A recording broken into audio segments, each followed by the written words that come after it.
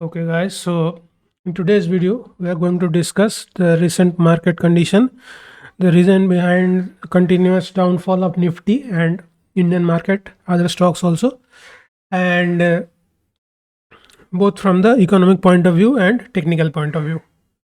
So economic point of view पहले discuss कर लेते हैं. इसमें बेसिकली दो मेन बुलेट पॉइंट्स हैं.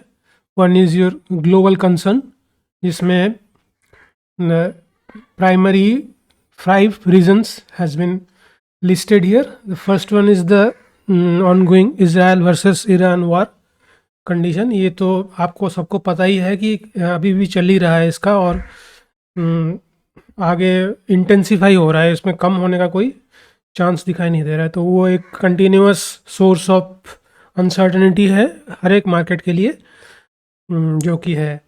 Next point is China's economic concern. China के जो ग्लोबल ग्रोथ एस्पेक्ट है वो डिमिनिशिंग लग रहा है सभी मार्केट्स में, और in spite of the fact that China is trying to grow its economy and growth के प्रोस्पेक्ट में बहुत सारे काम किए भी जा रहे हैं, लेकिन overall the sentiment is grim. And ये जो इकोनॉमिक कंसर्न है ये that becomes a negative catalyst for all the markets including the Indian market.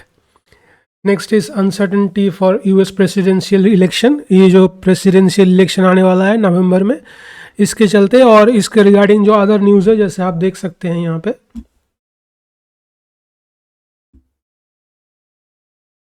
पे फॉरेक्स फैक्ट्री में जाएंगे तो सबसे पहले तो 1 नवंबर आपका ये नॉन फार्म पेरोल है. ये काफ़ी मेजर इवेंट है. फिर उसके बाद नवंबर 5 को ये इलेक्शन है, और उसके आसपास भी बहुत सारे ऐसे एफओएमसी और सीपीआई, ये सब बहुत सारे न्यूज़ हैं. तो पूरे नवंबर के मंथ में ही अगर देखेंगे तो बहुत सारे ये रेड फोल्डर न्यूज़ है. सबकी अपनी अपनी इम्पैक्ट है मार्केट के ऊपर. मोस्टली यूएस मार्केट पे रहेगा, लेकिन हमारे यहाँ भी उसका इम्पैक्ट देखने को मिलेगा. In any case presidential election तो बहुत मेजर इवेंट है, और वो फर्स्ट वीक ऑफ नवंबर में ही है. The next point is north Korea's involvement in Ukraine war. अभी यूक्रेन वॉर ख़त्म तो हुआ ही नहीं था. अभी इसमें पता चल रहा है कि नॉर्थ कोरिया भी इसमें पार्टिसिपेट कर रहा है. डिफरेंट सोर्स से और डिफरेंट काइंड ऑफ उसमें पार्टिसिपेशन है. तो वो उसको मतलब इंटेंसिफाई ही करेगा उसका जो इफ़ेक्ट है, और उसका फिर सभी मार्केट्स में इंक्लूडिंग इंडियन मार्केट प्रॉब्लम रहेगा. और लास्ट पॉइंट है राइजिंग यूएस ट्रेजरी यील्ड.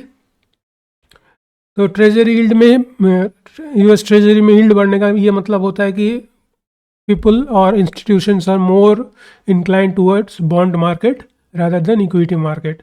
सो ये स्लो डाउन का वो है, साइन है. और जैसे ट्रेजरी यील्ड बढ़ता है तो ये मार्केट में न्यूज़ छा जाता है कि रिसेशन आने वाला है, यानी ये सब जो भी है हो सकता है एक्चुअली ना आए, लेकिन वो कोरिलेटेड है. तो इस नेगेटिव कोरिलेशन के कारण भी इक्विटी मार्केट में डाउनफॉल आ सकता है, और जैसे कि दिखाई नहीं. और जो लास्ट पॉइंट है ये मेजर बुलेट है, हमारे अपने मार्केट के हिसाब से है. जैसे लास्ट कुछ महीने में आप लोगों ने देखा ही होगा कि जो इंडियन स्टॉक मार्केट है वो that was in a boom, और like moving like anything, and now it is obviously trying to correct. तो ये करेक्शन है वो आएगा. अभी कितना करेक्शन होगा वही देखने वाली चीज़ है, और उसी को हम थोड़ा सा अभी टेक्निकल पॉइंट ऑफ व्यू से देखने की कोशिश करेंगे. तो ये रहा हमारा ग्लोबल और इकोनॉमिक कंसर्न. अभी चार्ट पर देखते हैं कि क्या इसका रिफ्लेक्शन हो सकता है. तो ये आपका है monthly chart, major monthly chart है. तो अभी इसमें अगर ध्यान से देखेंगे तो देखिए ये पॉइंट जो है, लुक एट दिस हाई. अभी आप लोगों ने मेरा A to Z सीरीज़ अगर देखा है तो उसमें मार्केट स्ट्रक्चर करके एक वीडियो है, उसमें मैंने concept of fair value discuss किया था. फेयर वैल्यू क्या होता है? मार्केट जहाँ जहाँ ये हाई बना के जाता है, आगे उसको जैसे ही ब्रेकआउट करके ऊपर जाता है इन सम पॉइंट इन टाइम, फिर इसको रिटेस्ट करके आता है in order to provide free fair value. जहाँ पे भी ऐसे ये रिटेस्ट फेल करता है, यहाँ की ऊपर चला गया और कभी भी नीचे आया ही नहीं, तो there it creates a fair value gap in fair value. तो वहाँ पे आगे जाके चांस रहता है दोबारा मार्केट का वापस आने का। तो जैसे यहाँ पे देखिए ये हाई था, आगे जाके मार्केट ने यहाँ पे रिटेस्ट किया और ऊपर चला गया, तो इसका मतलब जो हमारा ये लो हो गया, दिस लो बिकम्स प्रोटेक्टेड लो, इसके नीचे फिर दोबारा मार्केट आने का कोई रीज़न नहीं है। लेकिन अगर हम ये हाई देखेंगे तो इस लेवल पे मार्केट ने कभी रिटेस्ट नहीं किया। इसको सपोर्ट रेजिस्टेंस के टर्म्स में भी सोच सकते हैं, रेजिस्टेंस बिकम्स सपोर्ट। तो ये एक रेजिस्टेंस था, ये कभी भी सपोर्ट नहीं हुआ ना, तो therefore from this low and this high between these 2 points we have a gap. तो ये जो गैप है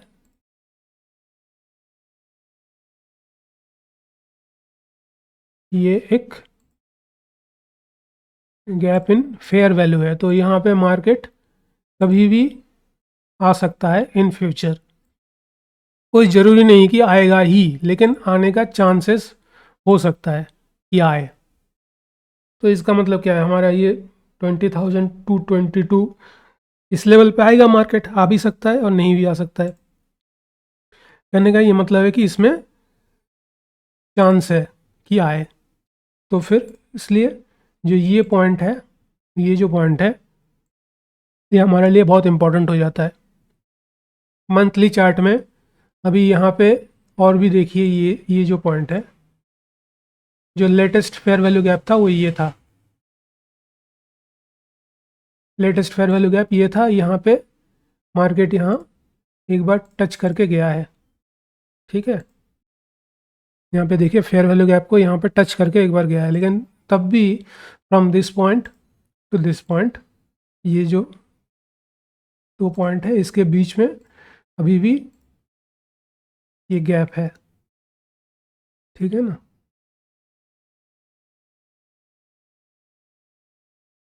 अभी भी ये गैप एग्जिस्ट करता है। तो सबसे पहले तो मैं ये समझता हूँ कि यहाँ पे जिस हिसाब से मार्केट अभी चल रहा है, सबसे पहले इसके नीचे आएगा, ये गैप को फील करेगा ये। तो अगर वीकली चार्ट को देखते हैं तो देखिए यहाँ पे continuous series of bearish candle बनता जा रहा है। तो अभी मोस्ट ऑब्वियस जो इसको देखते हुए लग रहा है वो इस लो को ये पहले हिट करेगा यहाँ पे। उसके बाद अगर जैसे ये तो वीकली चार्ट है ना, तो नेक्स्ट वीक हम लोगों को एक इस टाइप का कैंडल देखने को मिलेगा, मतलब मिल सकता है, मिलेगा ऐसा नहीं बोलना चाहिए, मिल सकता है, ऐसे देखने को मिल सकता है। तो सबसे पहले इस लिक्विडिटी को ये यहाँ पे अगर वीकली बेसिस में क्लोज दे देता है यहाँ पे इसके नीचे, तो देन हमें ये सोचना पड़ेगा इसके नीचे भी जाएगा क्या, इसके नीचे भी यहाँ तक जा सकता है नीचे। बट अगर सिनेरियो है कि क्लोज नहीं दे पाया, इसके ऊपर यहाँ पे क्लोज हुआ, मीनिंग दैट यहाँ पे ऐसे वीक बनाया, ये बन नहीं रहा है इसके सेंटर में जो भी है, ऐसे ये वीक बनाया नीचे और ये क्लोज जो इसके ऊपर आया। तो in that case next to next week हम ये सोच सकते हैं कि हो सकता है, ऐसा पॉसिबल है कि यहाँ पे एक बुलिश कैंडल हमें ऐसा देखने को मिले। बट फिर भी हम ये नहीं कह सकते हैं कि मार्केट इसमें बुलिश हो जाएगा, क्योंकि ये क्या रीज़न है, देखिए यहाँ से ये series of down close candles हैं। तो जब तक ना ये लेवल मार्केट ब्रेक कर दे, वीकली पॉइंट ऑफ व्यू से हम ये नहीं कह सकते हैं कि there is a change in state of delivery. हाँ, डेली में हम देख सकते हैं, डेली में हम ये देख सकते हैं कि यहाँ पे सपोज यहाँ पे एक बियरिश कैंडल यहाँ पे एक बनता है ऐसे, मंडे या ट्यूसडे जो भी है, उसके बाद अगर एक बुलिश कैंडल यहाँ पे बनता है लाइक दैट, तो then this will be a change in state of delivery. यहाँ पे नहीं गई, तो इसको कहेंगे change in state of delivery.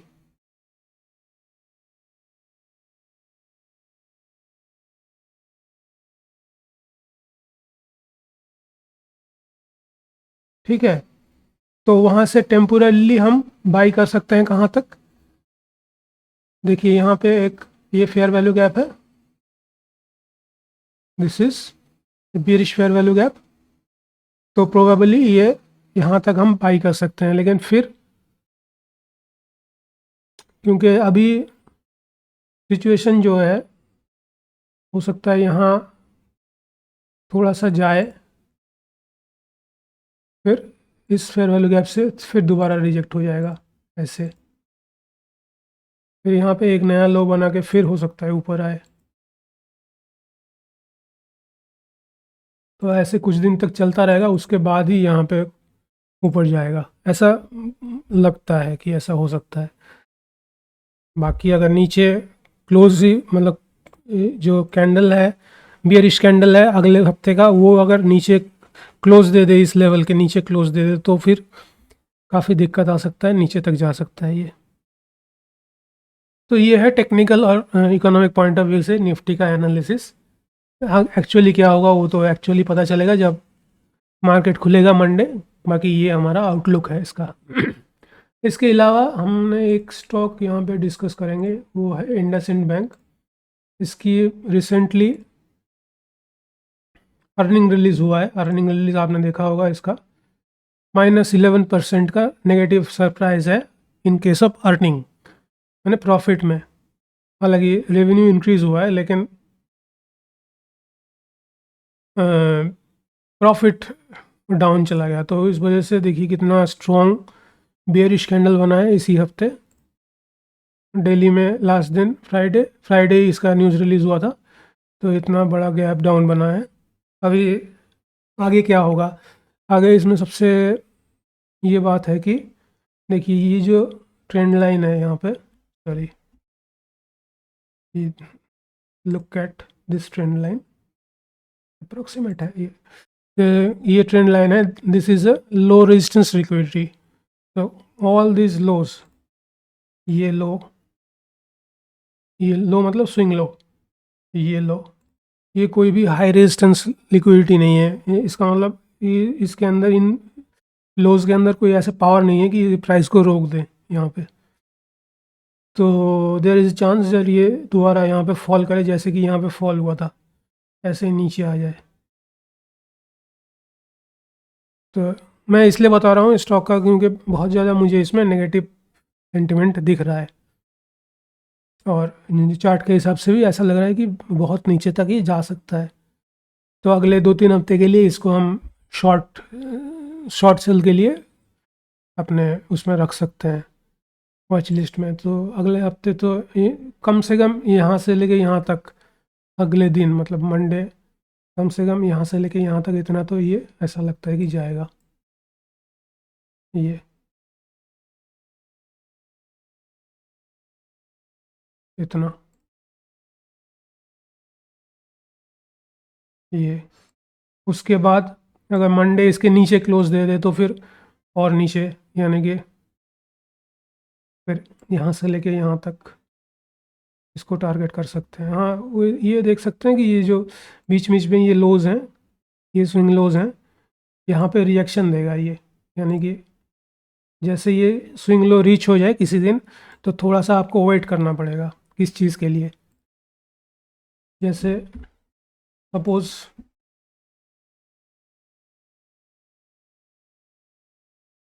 ये एक लेवल है ना, ये डेली चार्ट में मान लीजिए ये लेवल है, तो यहाँ पे ये सपोज एक 15 मिनट्स का कैंडल यहाँ पे ऐसे बने, ठीक है, ऐसे बने तो दोबारा यहाँ से सेलिंग होगा, लेकिन थोड़ा सा वेट करेंगे, यहाँ पे अब क्लोज कैंडल यहाँ जाएगा,